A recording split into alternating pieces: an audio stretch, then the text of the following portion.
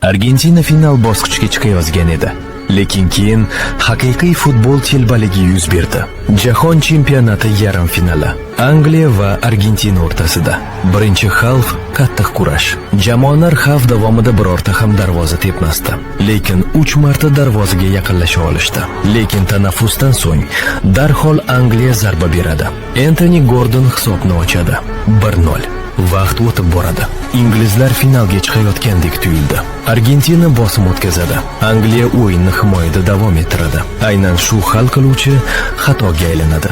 95-daqiqada Messi Enzo Fernandesga uzatadi. Zarba 1-1. Stadion portlaydi.